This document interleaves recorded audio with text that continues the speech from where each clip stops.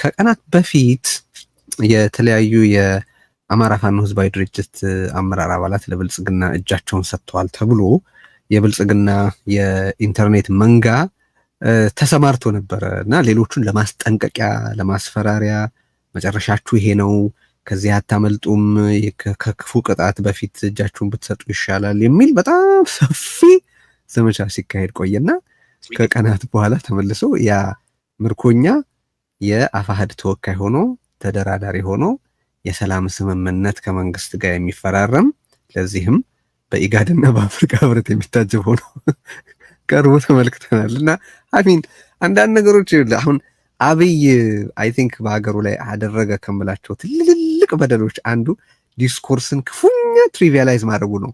ዲስኮርስን ማርከሱ ነው። በነገራችን ላይ ግን ምንም ምርጫ የለም። በቃ በሀገሪቱ ያለው ሪያሊቲ እሱ ነው።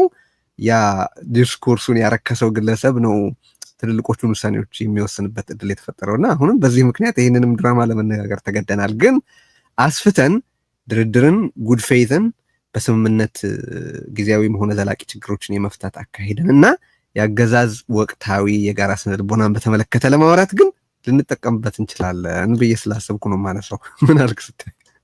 እውነት ነው። ጥሩ ነው ፍሬም ያረከው። አንዱም ለአሁን ይሄ መንግስት ያው በድርድር ስም በንግግር ስም በውይይት ስም በሽምግልና ስም ምን ያህል የሚቀልድ እንደሆነ ጥሩ ማሳያ ይመስለኛል።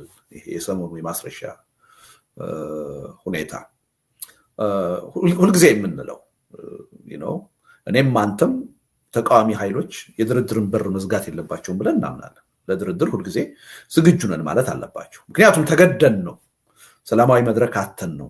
ይሄ መንግስት ለእውነተኛ ድርድር በሩን ስለዘጋ ነው ጠበንጃ ያነሳ ነው የሚሉት አይደለም ነውም ደግሞ።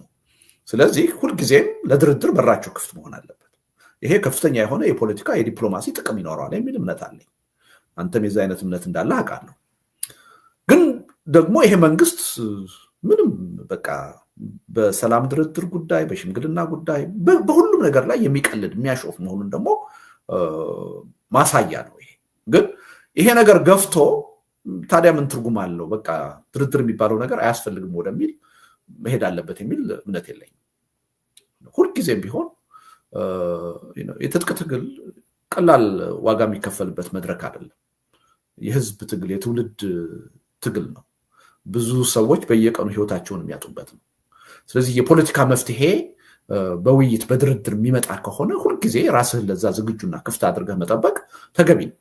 ኢቨን የመንግስት ባህሪ ከዛ ተቃራኒ ቢሆን በዲፕሎማሲ ረገድ በፖለቲካ ረገድ የአይነቱ አቋም አስፈላጊ ነው የሚል እምነት አለ። ስለዚህ እንዲህ አይነቱ ነገር አይ በቃ ይሄ መንግስት በድርድር በውይይት የሚያሾፍ ስለሆነ የሚቀልድ ስለሆነ ከልቡ ማያምን ስለሆነ ከዚህ በኋላ ድርድር አያስፈልግም ወደሚል ያልተገባ ድምዳሜ መኬድ አለበት የሚል እምነት የለኝም። ሁልጊዜ ቋሚ መርሃችን መሆን አለበት። ድርድር እንፈልጋለን። ያኔ የመስማማት ያለመስማማቱ ጉዳይ አገዛዙ ለድርድሩ ልባዊ አቋም ይዞ መምጣቱ ያለመምጣቱ ጉዳይ በድርድሩ ወቅት በሚካሄደው ሂደት የሚፈተሽ ነው የሚታይ ነው። ጠረጴዛ ላይ በሚቀርቡት የመደራደሪያ ነጥቦች የሚታይ ነው የሚሆነው። ስለዚህ እድሉ አለ። ስለተደራደርክ ራስን አሳልፈ ትሰጣለህ ማለት አይደለም። ስለዚህ አንደኛ ወደዛ ድምዳሜ ሊወስደን አይገባም። ሌላው ግን በጣም የሚያሳየን ቅድም እንዳልከው እንደው የራሱ ደጋፊዎች እንደው ይህን አገዛዝ መታዘብ ካለባቸው አሁን ስለ ዲፕሎማሲ በጣም ሳይንስ ነው፣ የረቀቀ ነገር ነው። አንድ ሀገር ዲፕሎማሲ ሲሰራ የዛሬንና የነገን አይደለም፣ ለአመታት ሁሉ አስቦ ነው የሚሰራው። ይሄ በስልጣን ላይ ያለ መንግስት ግን ዲፕሎማሲው ዕለታዊ ነው። በቃ ለእያንዳንዱ ቀን ነው ዲፕሎማሲ የሚሰራው። ውጤቱ ነገ ምን ይሆናል የሚለውን ነገር ማየትም አይፈልግም። ስለዚህ ጃልሰኒ ጋራ በቴሌቪዥን ምናምን ሲፈራረም ከታየ የኦሮሞ ህዝብ ጥያቄ እንደመለሰ ጦርነትን እንደ አስቆም አድርጎ መልእክት ማስተላለፍ ይፈልጋል። ጌታቸው ረዳን ስለሾመ ባለስልጣን ስላደረገ ከሱ ጋር ስለተጨባበጠ የትግራይን ህዝብ ችግር የፈታ አስመስሎ መናገር ይፈልጋል። ወይም ደግሞ አሁን ማስረሻን ማርኮ ወይም ደግሞ ተቀብሎ ከሱ ጋር ስለተፈራረመ ወይም በቴሌቪዥን በሬዲዮ ስለታየ የአማራን ህዝብ ችግር ወይም ጥያቄ የፈታ የመለስ አድርጎ ለማቅረብ ይሞክራል። ይሄ የትም የሚያደርስ አይደለም። ያልሰኒ ስንት ጊዜ ሆነው አመት አለፈው አይደለም ከፈረመ ኦሮሚያ ውስጥ ያለው ጦርነት የበለጠ ተስፋፋ እንጂ አልቀነሰም። ጌታቸው የመንግስት ተሿሚ ስለሆነ ትግራይ ውስጥ ያለው ችግር የበለጠ ተባብሷል እንጂ ምንም የቀነሰ ነገር የለም። ማስረሻም ትናንትና ከመንግስት ጋር መፈራረሙ ዛሬ ጧት የጦርነት ዜናዎችን አማራ ክልል በስፋት እየሰማሁ ነበር። ምንም የሚለውጠው ነገር የለም። ግን ይሄ ሲባል ደግሞ ለቀናትም ቢሆን የራሱ አድቫንቴጅ የለውም ማለት አይደለም። እንደዚህ አይነት ነገር መንግስት ሲያደርግ ለምሳሌ ሁለት አድቫንቴጅ አለው ብዬ አስባለሁ። አንደኛ በቅርበት ጉዳዩን የማይከታተሉ የውጭ መንግስታት የውጭ ድርጅቶች ይሄ መንግስት እውነትም ለሰላም ጥረት እያደረገ ነው ብለው እንዲያስቡ ለተወሰነ ጊዜ ሊረዳው ይችላል። ዜናውን ሲያዩ በፋኖ ስም አንድ ሰው መድረክ ላይ መጥቶ ስምምነት ሲፈራረም ሲታይ ይሄ መንግስት በሰላም የሚያምን ነው በድርድር የሚያምን ነው የሚል ጊዜያዊ የሆነ ጥቅም ሊያገኝበት ይችላል። እሱ ብቻ አይደለም ምናልባት ግማሽ ልብ ይዘው የሚዋጉ የአማጺ ኃይሎች ሊኖሩ ይችላሉ። በራሳቸው ምክንያት ከትግሉ መራቅ የሚፈልጉ ሊኖሩ ይችላሉ። እነሱንም ትንሽ የበለጠ ግፊት ለማድረግና ወደነ ማስረሻ መስመር እንዲመጡ ለማድረግም የተወሰነ ጥቅም ሊያገኝበት ይችላል። እንደው ዝም ብሎ ጥቅም የሌለው ፋይዳ የሌለው ነገር አድርገንም ማየት የለብንም። በተወሰነ ደረጃ የራሱ ጥቅም ስላለው ነው መንግስት እንዲህ የሚያደርገው። ግን ለችግሩ መፍትሄ ከመስጠት አንፃር ከአጠቃላይ ከዲፕሎማሲ አንፃር ከፕሮፓጋንዳ አንፃር ግን ካውንተር ፕሮዳክቲቭ የሆነ ነገ ከነገ ወዲያ ራስን ትዝብት ውስጥ የሚጥል የበለጠ ደካማ የሚያደርግ እና ለትዝብት የሚያጋልጥ አካሄድ ነው የሚሄደው እና ይሄ የትም አያደርስም እና ከልቡ ተለውጦ እውነተኛ የሆነ ድርድር ከእውነተኛ የትግል መሪዎቹ ጋር ማድረግ እንጂ ለችግሩ መፍትሄ የሚያመጣው እንደዚህ ሰዎችን እያስከዳህ ከአንድ ሰው ጋር ከሁለት ሰው ጋር የምታደርገው ስምምነት እና የምትሰራው ቲያትር የትም ሊያደርስ አይችልም እና የተለየ ነገር አይደለም ማለት ነው። ትናንትን በማስረሻ ያየነው ትናንት ያን አይተን ዛሬ ጧት በብዙ የአማራ ክልል የጦርነት ዜናዎች ነው ስንሰማ ነበር። ምንም የተለየ ነገር የለም። እኔ የፋኖችም ይሄን ያህል ተጨንቀው መግለጫ ለመስጠት ለማስተባበል መረባረብ ያለባቸው አይመስለኝም። ግልጽ ነገር ነው ብዬ ነው የምወስደው።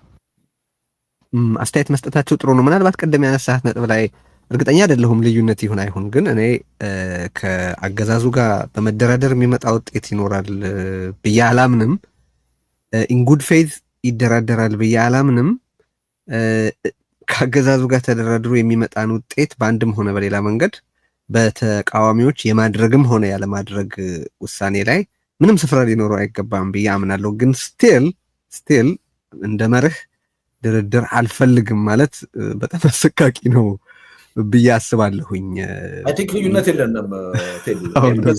ደጋግሜ ስናገር ሰምተህ ከሆነ አሁን ጠቅላይ ሚኒስትር አብይ አህመድ ለምንም ነገር ልታምናቸው የምትችል ሰው አይደለም። ለምንም ከሳቸው ጋር ቁጭ ብዬ ተደራድሬ ወይም ተፈራርሜ በአራት ጣትህ ብትፈራረም ልታምናቸው አትችልም። በሰዓታት ውስጥ ወይም በማግስቱ ሊክዱት ይችላሉ፣ ሊሰርዙት ይችላሉ። ምንም ተለዋዋጭ ሰው ናቸው እና ሊታመኑ የሚችሉ እንዳልሆነ ይገባኛል። ይሄ መንግስት እንደ መንግስት ራሱ በዚህ ረገድ ትረስት ወርዚ እንዳልሆነ ምንም ጠንቅቄ ነው የማውቀው። ግን ቅድም ምን ብያለሁ? ከፖለቲካ ከዲፕሎማሲ ከፕሮፓጋንዳ አንጻር ይሄ ጉዳይ አስፈላጊ ነገር። አንተ ለሰላም ነው የምታገለው፣ ሰላማዊ መድረክ አጥቼ ነው ጠበንጃ እንዳነሳ የተገደድኩት ካልክ በኋላ በቃ ከዚህ በኋላ ችግሬን የምፈታው በጠበንጃ ብቻ ነው፣ ድርድር የሚባል ነገር አልፈልግም ማለት ጉዳት አለው የሚል እምነት ነው ያለኝ። ልዩነት ያለን አልመሰለኝም። ይውረድ ብለህም ልትደራደር ስለምትችል አልተቀበለውም ሌላ ነገር ነው። ቅድም ብያለሁ ጠረጴዛ ላይ በምታስቀምጠው አጀንዳ ኤግዛክትሊ። እና ዓለምም አልደራደርም አለ የሚለው የሚተረጎምበት መንገድ በጣም መጥፎ ነው። ብዙ ማለት በእኛ ልክ ኮንቴክስቱን አውቀው እያንዳንዱን ዝርዝር አውቀው በዚህ ምክንያት ነው ይሄን ያሉት ብለው አንደርስታንድ እንዲያደርጉ መጠበቅ የለብንም።